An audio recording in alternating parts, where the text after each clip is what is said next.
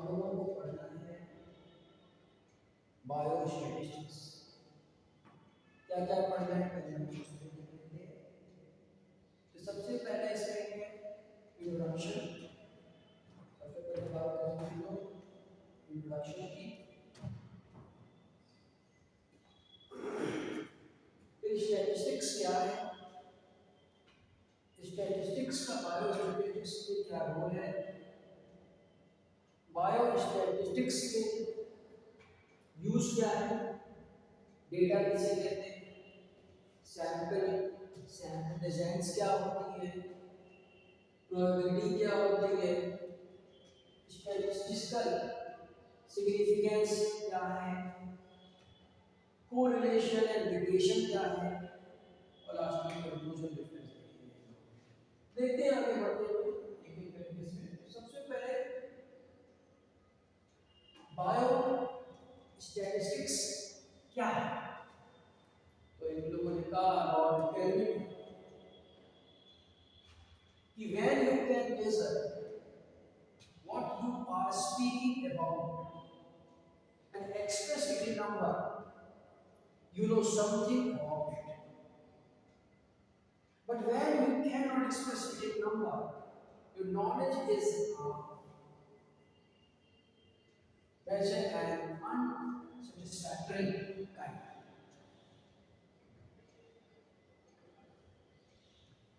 तो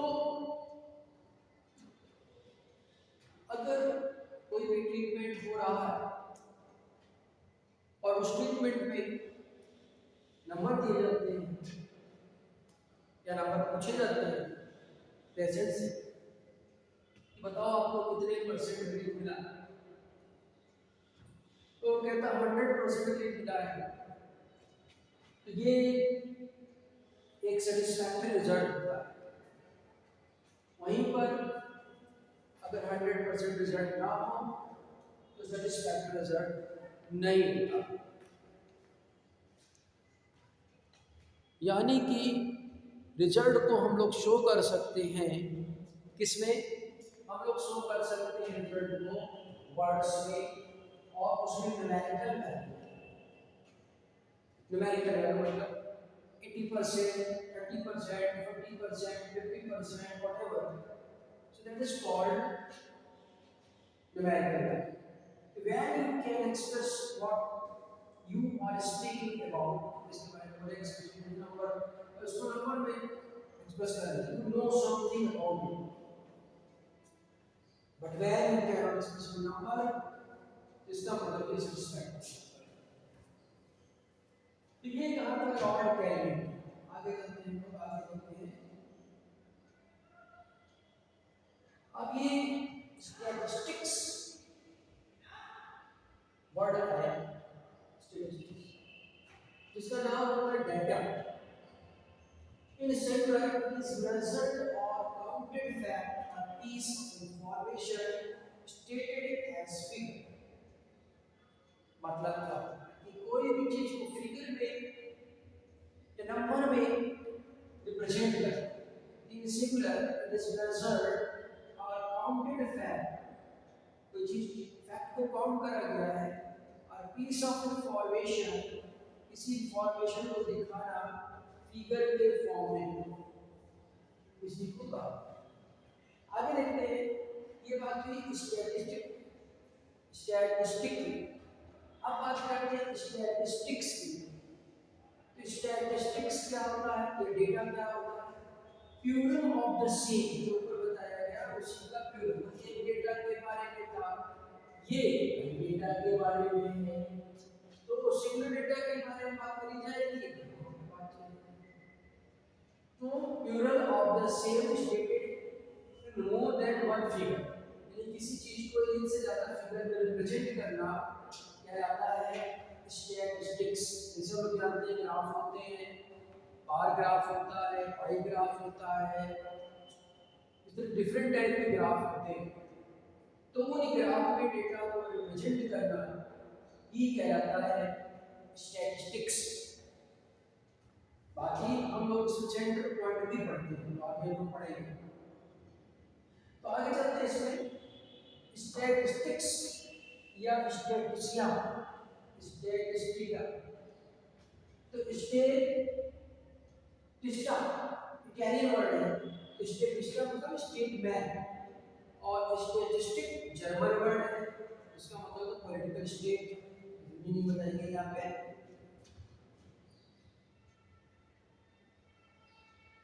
और लोगों की बात ले लेते हैं लोग यहाँ पर। German brown 1674 father of health statistics, the father थे हेल्थ स्टैटिस्टिक्स के। क्या आता है हमें डिफिनेशन देखते हैं स्टैटिस्टिक्स की। Principles and methods for collection, presentation, analysis and interpretation of numerical data. क्या चीज है? Principle and method for collection, collection करने के लिए प्रिंसिपल और मेथड्स हैं। प्रेजेंटेशन, प्रेजेंटेशन करना इसमें आता है। एनालिसिस, एनालिसिस और इंटरप्रिटेशन ऑफ न्यूमेरिकल डेटा, कोई भी डेटा न्यूमेरिकल मिला है तो उसको एनालिसिस करना है, उसको रिजल्ट क्या मिला उसको बताना है, इंटरप्रेट करना है।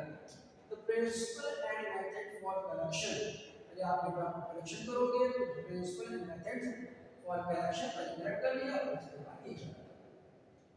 आगे चलते हैं। तो बात चली सब कुछ स्टैटिस्टिक्स। अब बात करते हैं हम लोग इसमें आगे कुछ दूसरे लोगों की बात क्या आ गया है। यहाँ पर बात करते हैं हम लोग बायोलॉजी। तो bio statistics, statistics tool of statistics applied to the data that is derived from biological science। Biological science में जो भी डेटा मिलेगा उसके लिए एक टूल है, मेजर करना है कि how accurate we are going in term of treatment, treatment के टर्म में हम लोग कितना सही जा रहे हैं, ये यहाँ पर बायो स्टैटिस्टिक्स के बारे में बताया गया है। आगे देखते हैं।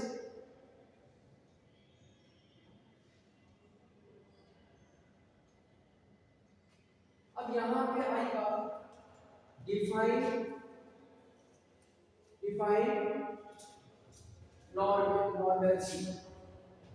तो नॉर्मलसी क्या उसको देखना है। तो नॉर्मलसी क्या होता है इसको देखने के लिए हम लोग एक रिजल्ट समझते हैं, क्या समझते हैं, फिर देखेंगे हम लोग कि test the difference between two populations. तो हम लोग इसमें व्हाइट बोर्ड पे चलते हैं और देखते हैं क्या होगा। तो अगर हम लोग उसमें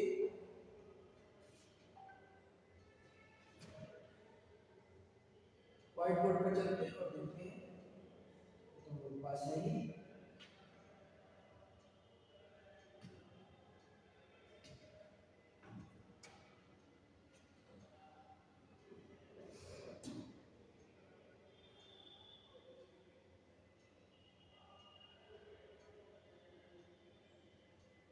व्हाइट बोर्ड पे आते हैं। तो देखो क्या होता है, अगर हम लोग ये ग्राफ बनाए ऐसे कुछ मान लो ये ग्राफ बनाते हैं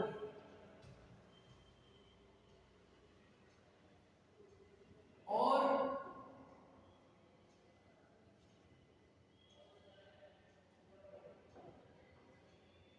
अगर हम लोग यहाँ पर शुगर लेवल को रखें कि मान लो यहाँ से चलते शुरू करते हैं 70,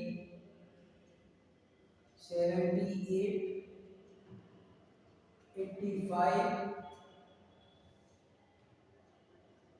95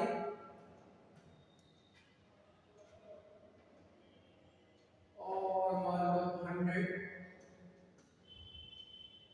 इसके अलावा मान लो 126 या 126 ही मान लो।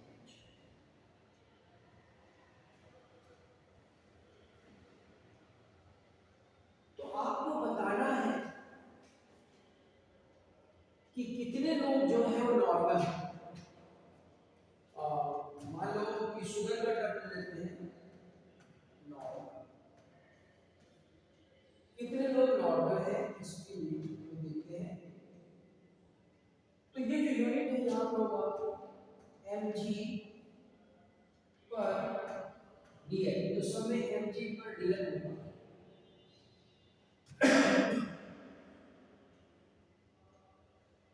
तो यहाँ पर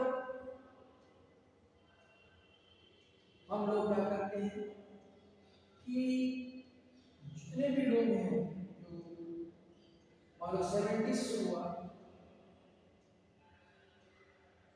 और थोड़ा और पीछे ले लेते हैं लोग ग्राफ को, ग्राफ का सॉरी फिर से बनाना पड़ेगा, फिर से बना लेते हैं। यहाँ पर ग्राफ क्या है, ग्राफ मान लीजिए आप 1, यहाँ पर 126 है,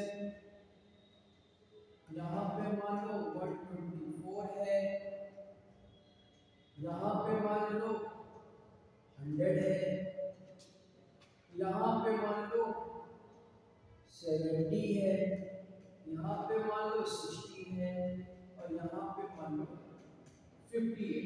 क्या शुगर लेवल, ठीक है ना। तो ये शुगर लेवल है।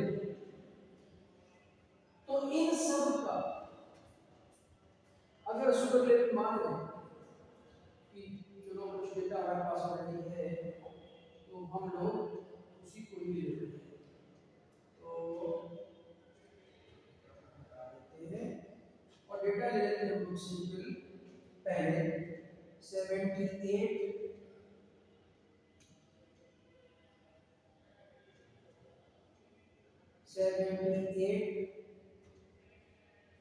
85 और 95।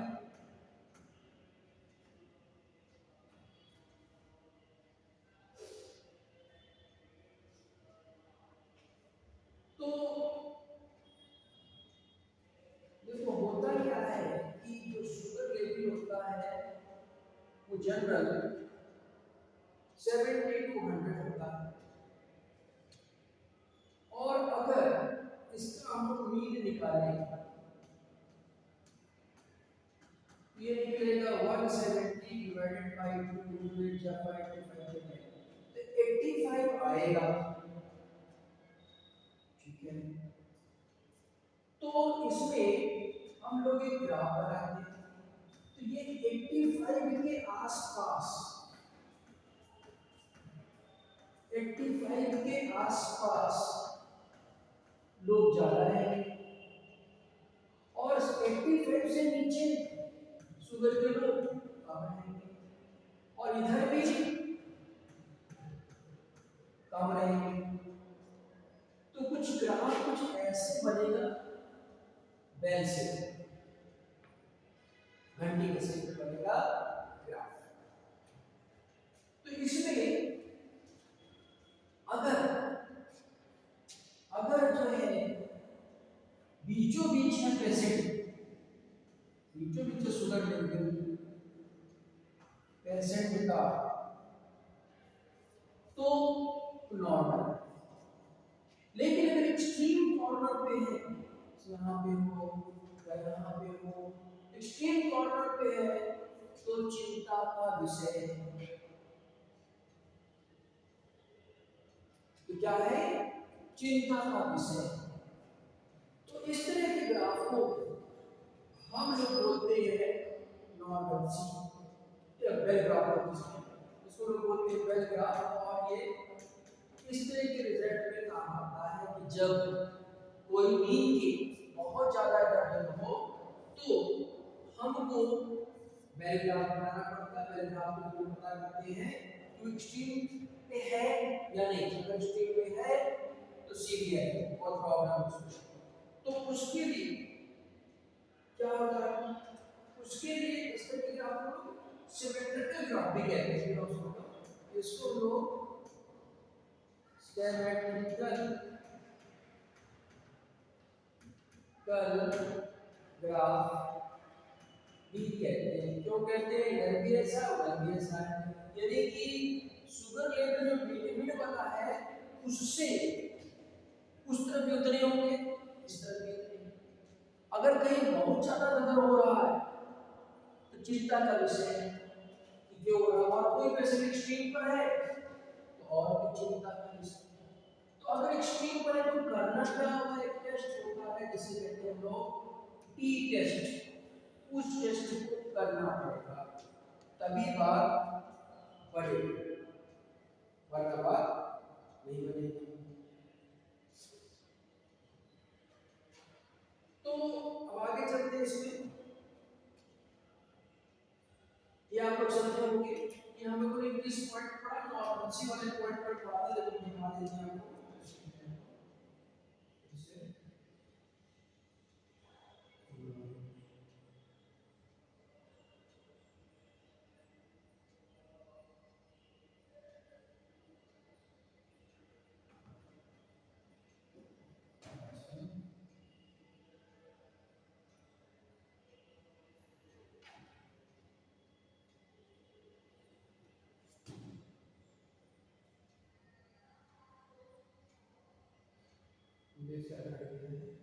तो हमने पहला पॉइंट जो आपको बताया नॉर्मलसी वाला, वो यही इसी के बेस पर था नॉर्मलसी। और नहीं इसको वापस लाएंगे तो समझोगे आप, व्हाइट बोर्ड पे वापस सकते हैं और फिर वापस हम पीटी पे आ जाएंगे।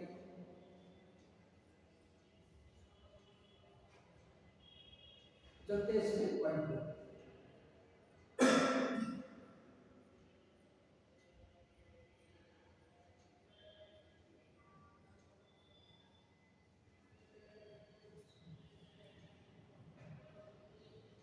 इसमें चलते हैं, तो ये आप समझे हो कि क्या बताया आपने, एक बार रिवाइज कर देंगे आपको कि हम लोग मेरा पॉइंट पढ़ा था नॉर्मलसी,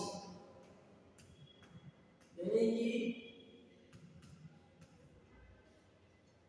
बायोस्टैटिस्टिक्स में हम लोग नॉर्मलसी पढ़ते हैं, सीधी सी बात, नॉर्मल कितना नॉर्मल है, तो कितना नॉर्मल है तो इसके लिए हम लोग ये बेल ग्राफ बनाते हैं।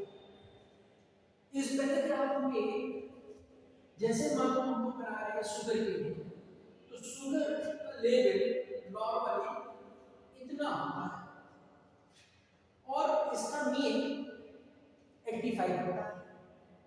तो जितने भी लोग हैं अगर उनका ब्लड शुगर 85 के आसपास है तब तो ये ठीक है, लेकिन अगर इससे कम है और उसको दूसरा भी है तो जितने कम होंगे उतने बड़े भी होंगे, तो दोनों तरफ ग्राफ जो है सिमेट्रिक बनेगा। और कोई भी पेशेंट अगर वो कॉर्नर पे आता है तो उसके लिए प्रॉब्लम है, फिर एक रिसर्च करने की जरूरत पड़ेगी, सोचने की जरूरत पड़ेगी क्या करा जाए। तो यहाँ पर ही बायोस्टैटिस्टिक्स में काम आएगा कि अगर उसी में प्रॉब्लम है तो उसको मेजर करना पड़ेगा, भैया इसको क्या प्रॉब्लम है अलग टाइप की, तो उस चीज को करा जाता है। तो आगे चलते हैं हम लोग अगले पॉइंट पे, हम समझ चुके हैं। अगला पॉइंट इसी में था, आपके पीपीटी में लिखा था कि पॉपुलेशन कंपेयर, तो बात चल रही है पॉपुलेशन कंपेयर, ये क्या है,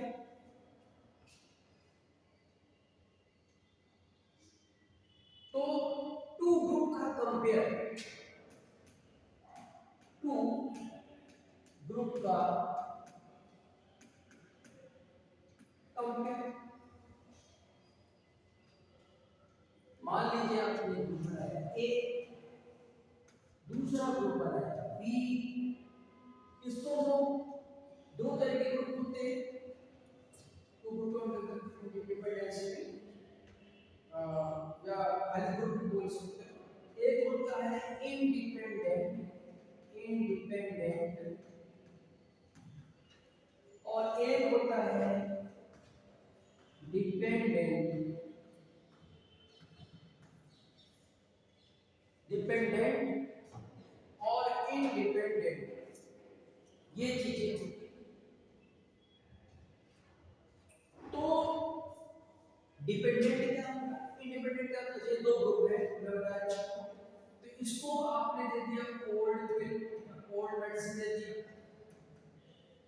और इसको न्यू दे दिया। सीधी सी बात है, दोनों में खास कंपैरिजन होगा नहीं कि आप एक पुरानी दे रहे हो नए दे रहे हो, चलना है। अब दूसरा क्या होता है, दूसरा होता है डिपेंडेंट। डिपेंडेंट क्या होता है, सेम ही पर्सन होता, अलग अलग नहीं होते, सेम पर्सन। उसी को आपने पहले मेडिसिन दी, मतलब शुगर का मेडिसिन दिया आपने पहले, और देखा स्टेटस क्या है, और शुगर देने का मेडिसिन देने के बाद शुगर वाले पेशेंट को पहले देखा स्टेटस क्या है, और उसके बाद मेडिसिन देने के बाद भी देखा कि स्टेटस क्या है। तो इसको बोलते हैं डिपेंडेंट पॉपुलेशन। तो दो तरह के होते हैं, डिपेंडेंट और नॉन डिपेंडेंट या इंडिपेंडेंट। तो दो तरह के इसमें होते हैं। तो जो अनपेयर्ड, इसमें क्या होता है, इसमें अनपेयर्ड टी टेस्ट होता है, और इसमें पेयर्ड टी टेस्ट होता है। ये सब चीजें इसमें होती है। एक में अनपेयर्ड टी टेस्ट होता है, टी टेस्ट, और एक में पेयर्ड टी टेस्ट होता है। तो ये आप समझे होंगे।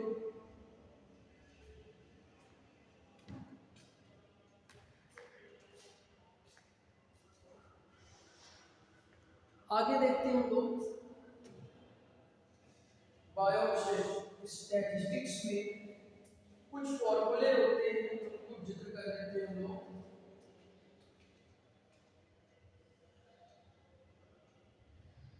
लिखते हैं एक एक करके दो फॉर्मूले हम लोगों के पास। तो सबसे पहले लोग बात करते हैं बाइनोमियल डिस्ट्रीब्यूशन।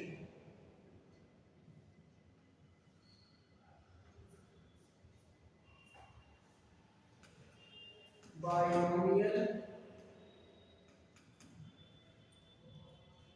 डिस्ट्रीब्यूशन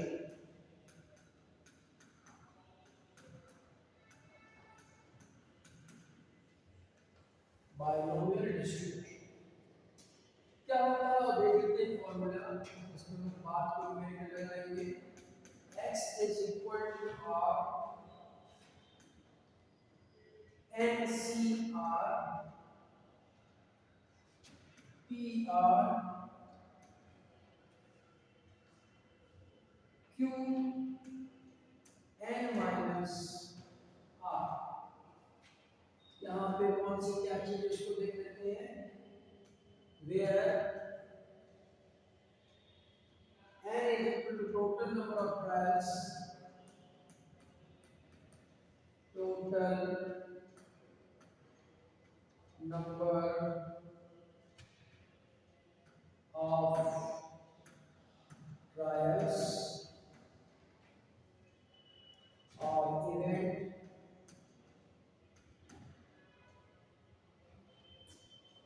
P जो है प्रोबेबिलिटी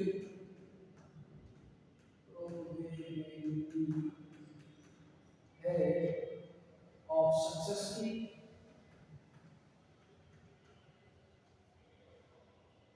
फिर क्यू है प्रोबेबिलिटी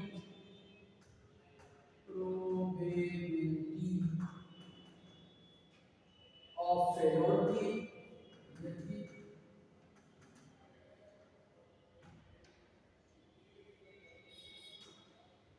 और आज जो है ये नंबर ऑफ सक्सेस है, नंबर ऑफ सक्सेस।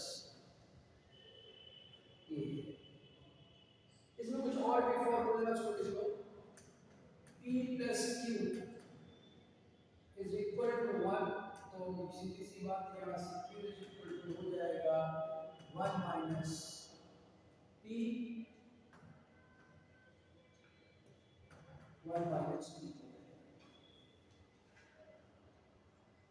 कुछ और भी होते हैं, वेरिएंस का फॉर्मूला होता है, वेरिएंस का फॉर्मूला होता है आपका न्यू square square n p q, formula होता है। स्टैंडर्ड डेविएशन का फॉर्मूला होता है स्टैंडर्ड डेविएशन का फॉर्मूला होता है, इसको म्यू कहते हैं हम लोग, under root n p q. और इसी में मीन का भी फॉर्मूला निकलेगा म्यू जो होगा ग्रेटर देन वेरिएंस, इसको लोग बात करेंगे इसी में। तो इतने फॉर्मूले जो है वो आपको याद रखने पड़ेंगे। तो इस तरह से हम लोगों को बायो स्टैटिस्टिक्स में आगे पढ़ना होगा, देखना होगा। तो इसको लोग करते हैं और एक और फॉर्मूला देख लेते हैं हम लोग, जो कि है आपका पॉइसन डिस्ट्रीब्यूशन का। कहाँ पे काम आता है ये बात में देखेंगे।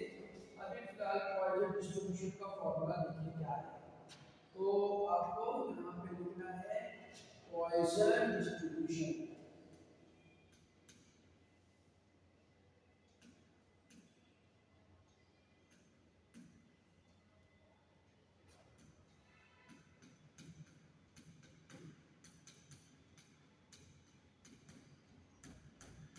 पॉइसन डिस्ट्रीब्यूशन क्या फॉर्मूला है देखो भाई, P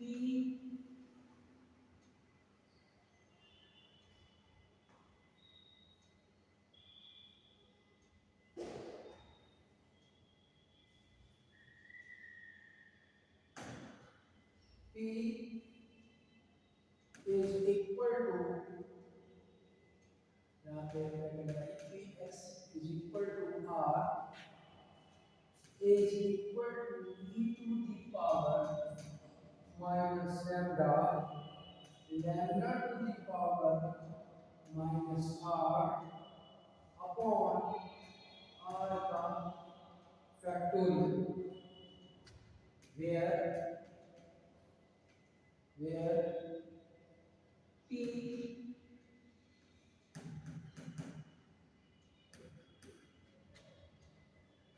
x is equal to r को क्या कहेंगे, इसको बोलेंगे probability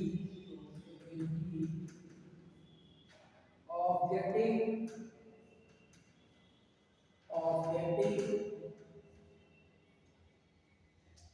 exactly or success, exactly or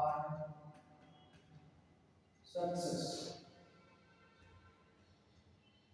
और r क्या है यहाँ पे, r है number of success, number of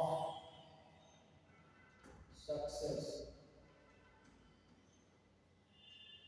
कैसे हो सकती है, जीरो हो सकता है, वन हो सकता है, टू हो सकता है, थ्री हो सकता है।